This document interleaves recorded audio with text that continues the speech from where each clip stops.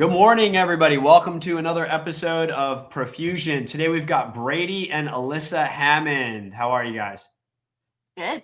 Doing real well. Thanks for having us on. Yeah, no problem. And you are the host of, and you've got it titled here, host of Property Tours of Northeast Florida. You're like coming up on HGTV.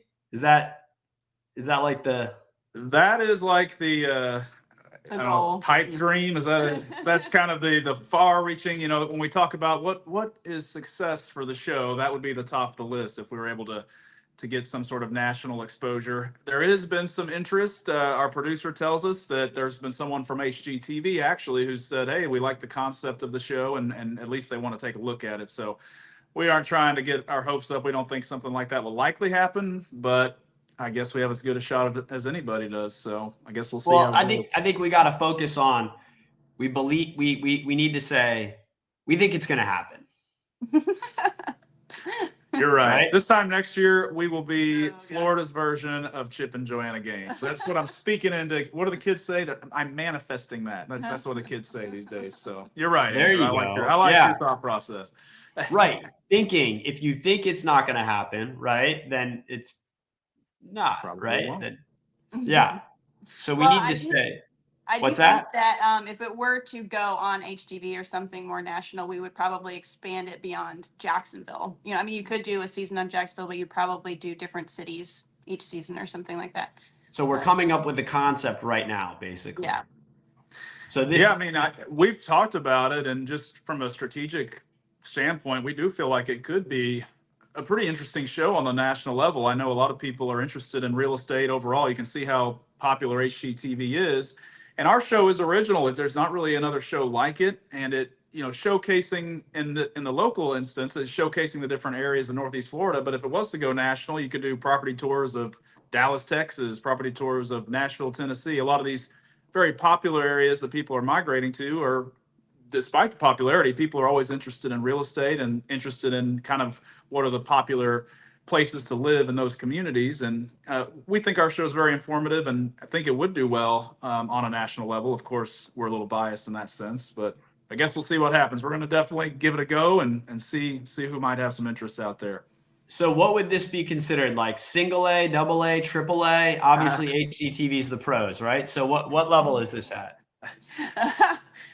Single A, I suppose. I don't even know what that means, but it's local TV, but it is accessible to everybody online, which is where everyone most watches everything anyway. You can do sports analogies with this one. She's not into the sports, but I'm very familiar with sports. I used to be a basketball coach and whatnot. What I'm not familiar with is TV, so it's hard for me to gauge what level we're on. We very well could be at the bottom level, the local level, or maybe we're on deck for hitting it big. I have no idea. We just kind of take it one day at a time and trust it'll turn into whatever it's supposed to turn into. So you mentioned before we started recording that it's taken a while, right? So the concept came up a year and a half ago, right? So obviously, like, it worked out, Ryan Serhant, right? Like it exploded. It worked out for him. Was something like that on your mind, or you were in the studio for something else? I'll be honest. Do you know who this Ryan guy is? No. I don't either. So he was not on my mind. This is the first Listen, time. I love that you don't know him. That's wild that you've never heard of him. I honestly, I assume he's some sort of HGTV person. I haven't watched much HGTV at all. She has. This came out about organically. We were just, doing our jobs in real estate. We had an opportunity to go on another show here locally with the studio, and I came in and just talked a little bit about our family's real estate team. And I can't remember exactly what else was discussed. But after the interview, I was leaving, and one of the producers had approached me and said, hey, we thought you did a really nice job. If you ever have any interest in coming back on the show, or even maybe co-hosting a show, please let us know. And I was taken back by that. I didn't really expect that. And I was like, okay, well, I guess I'll keep that in mind. We left I left the studio. Alyssa wasn't even there with me. A couple weeks later, we went back to Kansas City and visited her family back there. And for some reason during that trip, I always knew this, but it just kind of stood out to me how unique and fun the real estate market is in Northeast Florida. You got so many unique areas and properties from downtown. You got amazing amenities. You got Intracoastal. You got downtown St. Augustine. So many cool places. And I just kind of put it together. I was like, what if we did a show about the different areas of Northeast Florida? And the first person I pitched it to was her. And I don't remember exactly what your first thoughts were, but I mean, I don't think I took you very seriously. I was like, that's okay. yeah. That's out of the box. She usually will shoot down my dumb ideas because I have these grand ideas all the time. But she eventually thought maybe that could maybe catch on. So we decided to go back to the studio and presented our idea, and they liked it and were supportive and thought we would be good with it. And over a year ago, we went to them with it, and it's just now going to be airing this Sunday. So it's been a long process. The studio said from the start, hey, this is a new kind of show we've never done. So it was going to be a learning process for them. Certainly it's been a learning process for us, and it was not something we expected, or, when we got into real estate, we weren't like, oh, let's try to have our own show. It just kind of came about naturally. And that's why I think maybe it'd be better and it wasn't a forced thing. So what was your favorite part of the process? Alyssa. I don't know if there's been a favorite part yet. I think my favorite part will be finally seeing it on TV and knowing that we're done for the season. The outcome. Yes. Brady, what was your favorite part of the process? My favorite part of the process was really getting to meet the guests and interact with them and hear their stories. The properties that you're going to see on the show are just spectacular. If I had known the level of properties that we were going to find and the guests that we would find on the show, I'd be doing car wheels, and I am doing car wheels. I mean, the homes and the people are just amazing. They're great representatives of their community.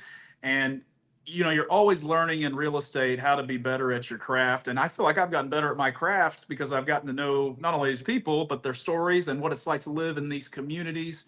And I think it's going to be very educational for viewers and very interesting for people to see the different areas. Some of these areas that I know a lot of Northeast Florida doesn't know about, because I didn't even know about them in some instances until I was notified about them. So I'm excited to see the end product, just like Alyssa is, but it's definitely been fun getting to know the guests and also getting to spend some extra time with this one. So was there a specific memorable moment or time during the process? I don't know. It's just been a long process for me anyway. Was it I guess we don't know if it's worth it yet, right? Yeah, we'll see. I think for me, the most memorable moment was our first shoot that we had in Jacksonville Golf and Country Club. She rarely gets nervous about things.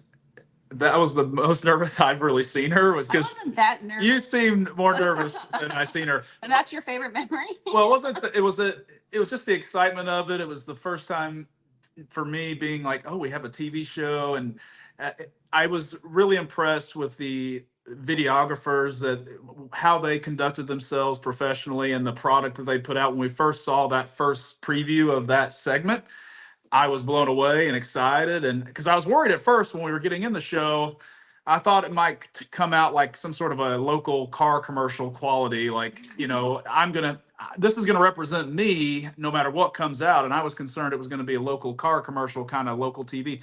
I was blown away when they first showed me what they could put out, and I was very impressed. And I think the combination of the first time doing a shoot, the first time seeing it, and I think the first time sharing it with people, those are going to be the biggest things that stand out to me. He has a TV personality. Alyssa, Yes. you do see that, right? Yes, he definitely has always been told he has a radio voice. He has that good deep voice, but he also the cadence and the narration.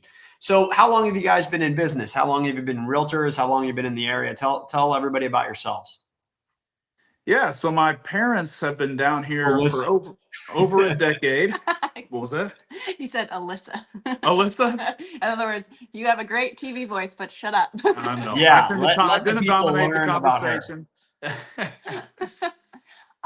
So, well, I mean, I don't know. So Alyssa is not actually a real estate agent. She's a part of our real estate team as our dedicated staging consultant.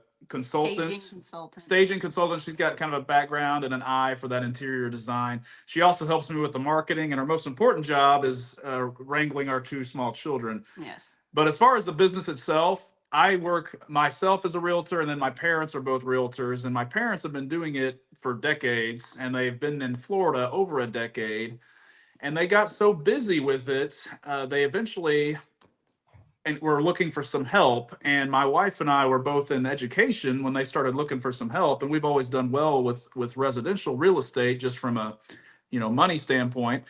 And so when the opportunity came about that they were looking for some help, and we always had an interest in real estate and have always enjoyed it, we decided, hey, let's just make it a family team. And Alyssa and I lead on the residential side, whereas my parents, with their background especially, have gotten into commercial and land. And we've been very successful, and it's been a lot of fun, and it's just really a dream come true getting to work with both my parents and then her so regularly. It's been a great.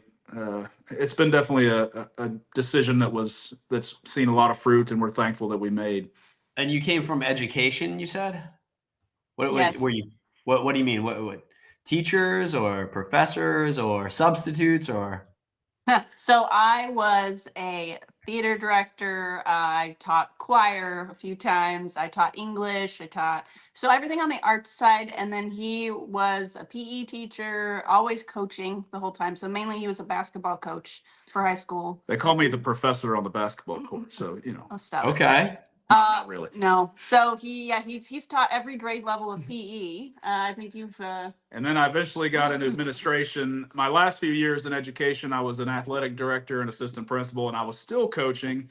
And it got to be just way too much on our plate. We were having, we had our first child, and we wanted to have more. And I was spending so much time with everybody else's kids, and I would be gone from 7 a.m. till 8 or 9 at night, multiple nights a week. And we played weekends, because you have those tournaments. When you're a coach, it's already so demanding. And then if you add an athletic director on top of that, you're just pretty much never around. So Yeah. it just wasn't going to be good for our family long term. So we were very grateful that we actually had the opportunity to switch careers. Normally you don't get that opportunity once you've kind of been in a career for 10 years to totally shift gears. So yeah, it's truly a blessing.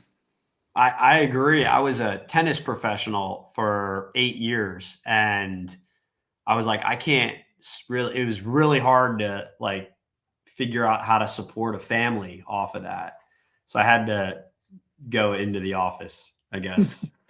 I got to ask you this, because I got tons of contacts and clients. I'm even in a group myself, but as a tennis guy, have you gotten into the pickleball craze that's sweeping the nation? A little bit here and there, but not like everybody else. But it seems like everybody's pouring a tremendous amount of money into this craze, and I think it'll stick. It seems like it's going to stick. So no, I haven't really dove into it yet, but I've played a few times, and I measure my cardio. So I am a little mildly concerned about the actual effects of cardio from playing pickleball and versus tennis, right? So tennis, I can see the effects of cardio I got a whoop strap. So I can see, okay, I got a lot of cardiovascular exercise there. With pickleball, I'm not so sure if it's that level. So if I do pick it up, am I going to have to supplement it? You know what I mean?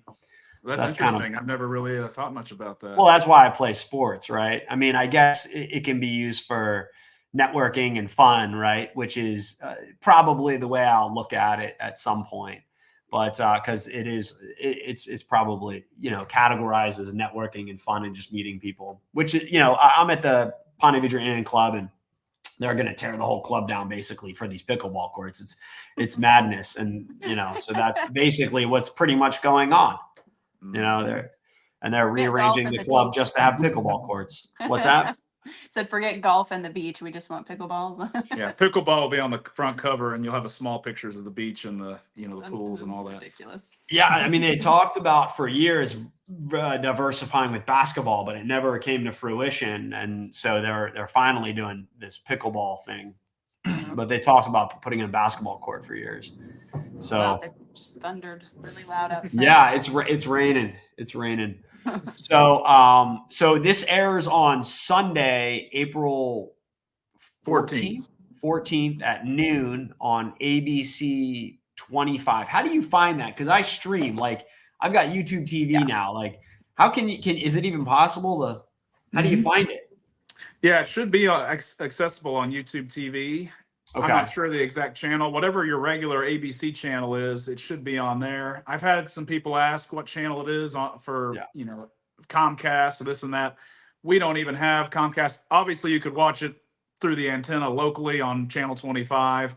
And then depending on whatever service you have, you should be able to find it. It should just be on your regular ABC channel.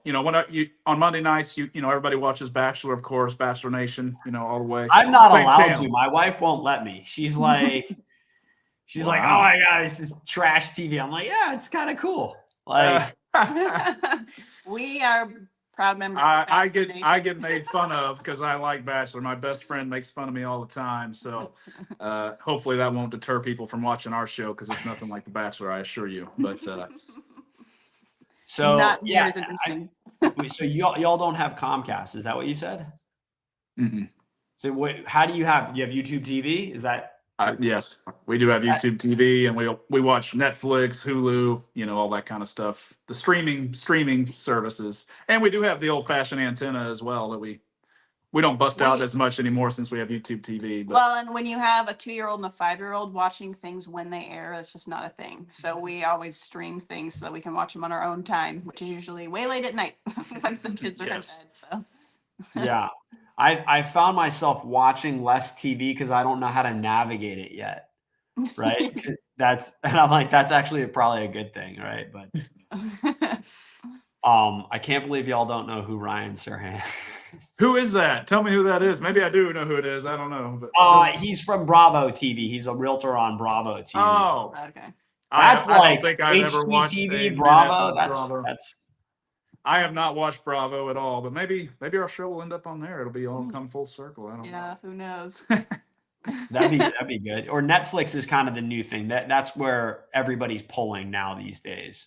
I have a couple of clients who have some connections with Netflix, so we're hoping, our goal is, starting this Sunday is have it be a big success locally. We feel if it can be a success locally, then maybe someone will pick it up nationally. And it might take more than just one season or, we'll see what happens. Again, we're trying to take it a week at a time, and we're trying not to get ahead of ourselves. We're definitely not expecting it to go big and national. But the quality that the studios put out, we think the show looks really good, and we think that people are going to really enjoy it. And that's the hope. And if that's what we get out of it here, especially this first season, then I would consider that a success.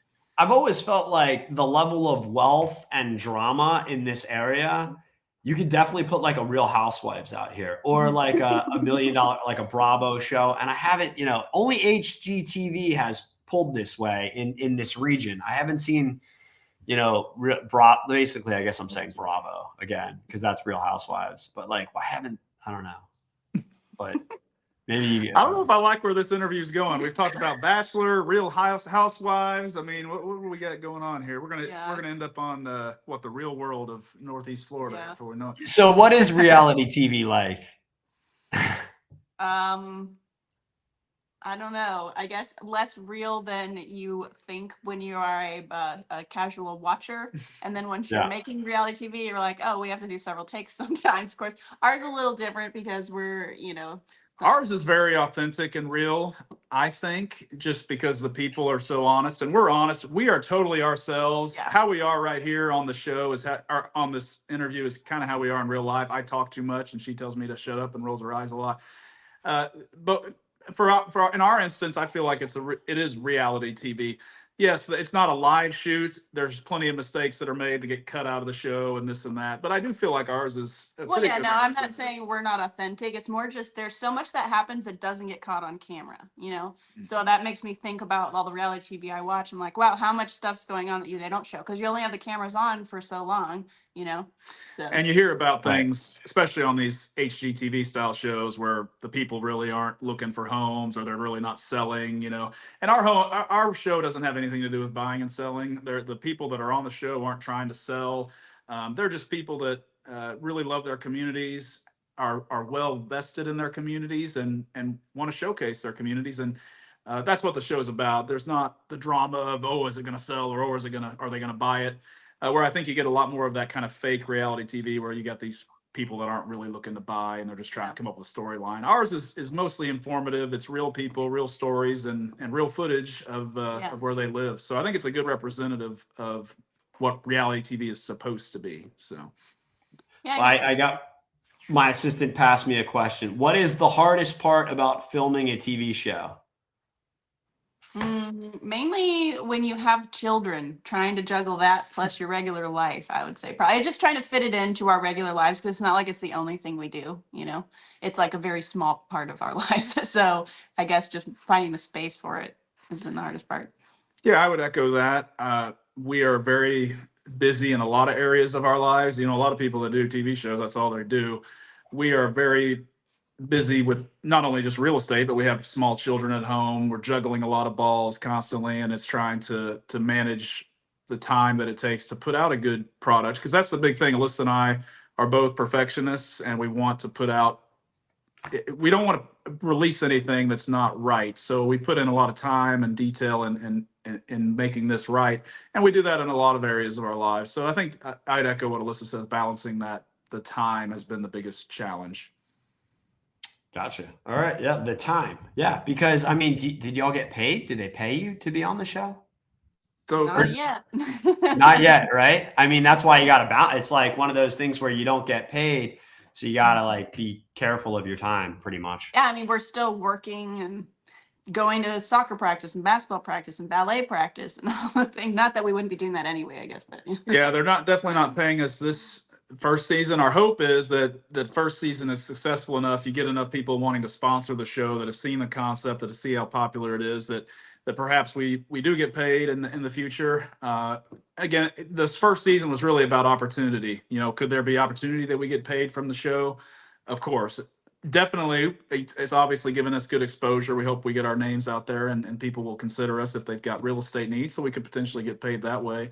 And then just the opportunities again to make it even bigger. You know, in life you get a few chances to do something different and big, and this is something, you know, even if it doesn't turn out to be a success, whatever that looks like, I think it's been worth doing and something I'll always remember doing. And when I'm old and gray and looking back at my life and my rocking chair, like, hey, you know, we had a fun time doing that TV show. Remember that? So I don't know if that's how I'll sound, but anyway, it's been a fun experience no matter what happens. So well, what's next? You could do a renovation show, right? hey, I'm a huge fan of renovation shows, so you never know. Yeah. She loves the renovation shows. The thing about the renovation shows, there's a million of them out there. And what I liked about our show, and it wasn't that we were trying to be against the renovation shows, but it's just different. It's not we talk about renovations, but it's not a renovation show. It's about the areas and the people's stories. And it's a little different than all these renovation shows, which are obviously very popular, but there's just a million of them. And we feel like ours is got a little bit different angle. So It's less suspense though. So I don't know. I'm a huge fan of renovation because we want to see the big reveal. But I think our show is more like people that are wanting to get more familiar with an area, like maybe they want to move or into that area. You know, I feel like if I wanted to move to a city I'd never been to before, it's the type of show I would watch for that reason. Or just to find out more about the area I live in. There's been a lot of people that have come to us or have commented when we've told them about the show that we're working on. They're like, oh yeah, I don't even know that much about Jacksonville and I've lived here 20 years, you know? So it's like when you're staying in your own little bubble, you don't actually really know the lay of the land sometimes. So I think that's the benefit of it mainly. they'll mostly be tuning in for my jokes. So that's the bottom line.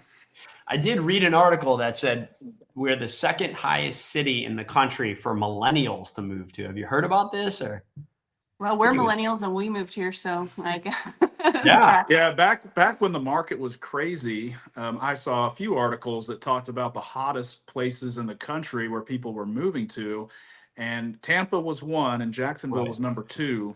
I Right. don't know. The market's shifted quite a bit since I saw some of those articles. I know though that Jacksonville still continues to be a huge place people are flocking to. Just for my own business, I know I've got out of town people that I work with all the time trying to get here, not just from across the country, but even from Florida itself, down south. We've had a lot of clients from southern Florida, where it's getting more crowded, more expensive. It's hotter down there. There's more of a chance for hurricanes.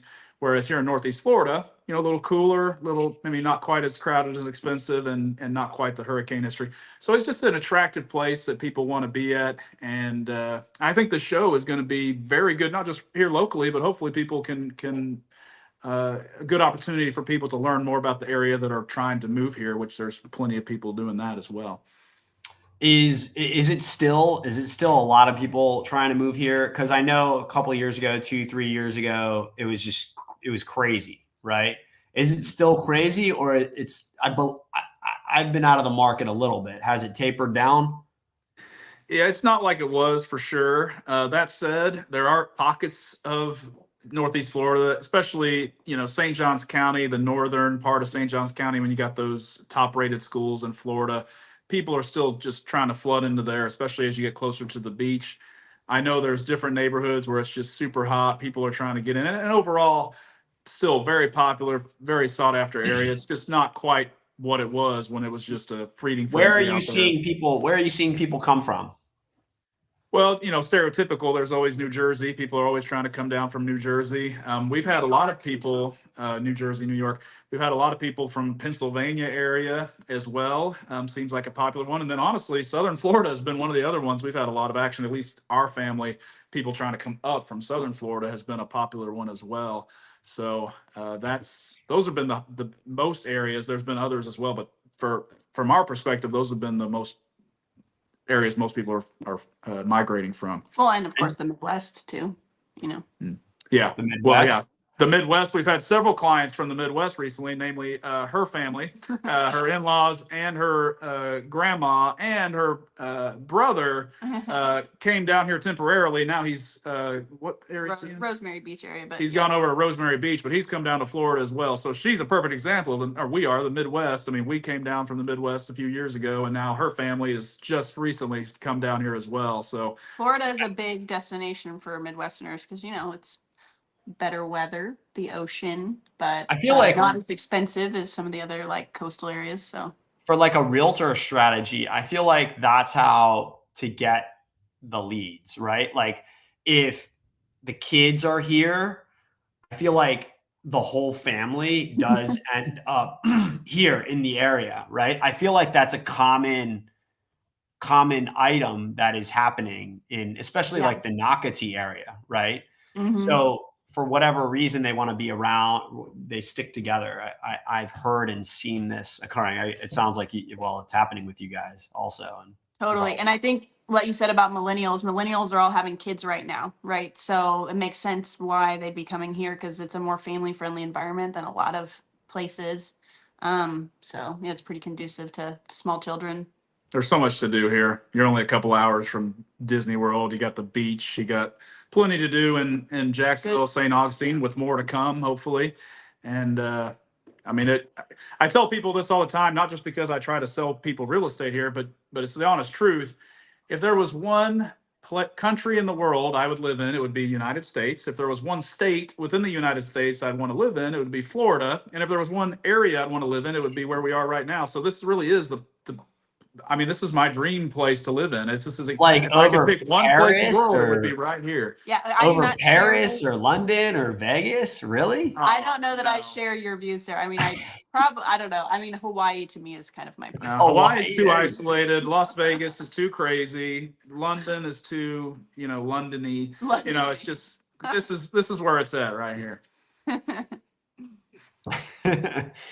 Well, hey, you're selling the area, right? So is Nocatee still the best community, like number one best-selling community in the country, or who's number 2 and 3? Do we even know who the second and third is? I don't know those off the top of my head. I know Nocatee continues to be an award-winning community that we get a lot of business in. I've got some upcoming listings in Nocatee going to be coming live here pretty soon, and plenty of buyers always interested in that area. So, the amenities, it feels like you live at a resort. That's what I tell people too, especially if you're from out of area. I'm thankful that we didn't grow up here, honestly, because I think I would take it for granted. Because Where did you grow up? You're South Florida? I grew up actually in Texas. Okay. And then California. She's from California. We migrated to Kansas City, go Chiefs. And we met in Kansas City. And then my parents moved down here, and again, they had the opportunity to ask us to come join the real estate team. So that's how we ended up here in Florida. But it feels like we are because we used to come down here for vacation. We would vacation to Florida. It feels like we're living on vacation, especially when you combine the amenities you have access to. We go to day trips to Disney World, to the zoo. We go a lot to the zoo. I mean, there's just so much to do here, and it really is a dream come true to live here in this area. And we're excited to showcase it on this TV show because we're very proud to live here. And I think people are going to enjoy the show, and I think it's going to be a great way to promote Northeast Florida. So where is this accent coming from? What is that? Is that just Texas. a blend? Texas. Yeah. So wait, why don't you wear a cowboy hat or something, right? Like, I don't want to show off too much. Gosh. My accent, I think, sends the message, hey, I'm better than you. But, the cowboy hat would just take it up. No, I'm just joking. Oh, man. I've never been a cowboy. But honestly, when I grew up in Texas, I would listen to home videos, and my accent was just absolutely cringe. I sounded like, I talk like this. My brother's name's Ben. I'd call him Ben. I say, hey, Ben, Ben, come here. And I thought I was like, the cool basketball, like, cool guy. I didn't associate with those country folk, but little did I know I sounded like one. So, yeah. so did you intentionally work on that, or did it just change? Truth be told, when I first moved to Kansas City, I got made fun of quite a bit for it because I remember in Spanish class, Spanish class, I pronounced the word ella. I don't even know if I'm saying it right. Ella, the word for Wait, a Texan in Spanish class. That's like the start of a joke. Ella. I said Elia, and everybody started cracking up laughing, including the teacher. And I just got made fun of it. I never thought to try to change it. It kind of tempered itself over time. And here we are today. It still shows up a little bit, but it's not quite what it was. That was the biggest adjustment for me because I grew up in California. So talk about night and day, California and Texas. So we definitely had some culture clash in our family cultures for sure. Yeah. That's what. So Texas, they think everything's better in Texas. California, they probably don't. They just don't. They don't care. They're chill, right? I mean, I think growing up in California, you don't realize how different you are from everywhere else, and I think in Texas it's almost the same. Though in the defense of Texans, pretty much the entire South is the same. So for me, it was just kind of the shock of Southern culture, which is apple pie normal, but to me it wasn't normal because I grew up gluten free and a hippie and stuff. So, Yeah. Everyone says this in Texas. Texas is the greatest country in the world. So let's just be honest. I love Texas. So wait, how did y'all end up in Kansas City though? Both of our parents moved us there when we were around 13. So against our wills, we were uprooted, relocated. Okay. I actually was excited to move to Kansas City because back then I thought I was going to be an NBA basketball player, and I had always tuned in. Now, Kansas City doesn't have an NBA team, but the Kansas Jayhawks and the Missouri Tigers were big basketball rivals. Where have the Jayhawks been, by the way? What is going on? UConn came back, but the Jayhawks. The Jayhawks, as far as I'm concerned, the Jayhawks can go to the cellar. Where my team currently sits, the Missouri Tigers, that's where I went to school, and we are at the cellar, looking up at everybody. I mean, Mizzou just stinks right now. It's embarrassing. But I feel like football's been doing better, and basketball, I think we got a good recruiting class, but this last year was brutal. I didn't even really watch too much just because it got so bad. But yeah, Kansas City was good to us. We liked Kansas City. Have no bad feelings about Kansas City, but we'll just say I don't think we're going to be going back anytime soon. We like where we've landed here. Missouri is always that team. Florida, we always play them. I'm a Gator fan. We always beat them. Right? It's like we're going to get that win. But every once in a while they come up with it. But the Jayhawks, they were phenomenal like in the 90s. You remember that?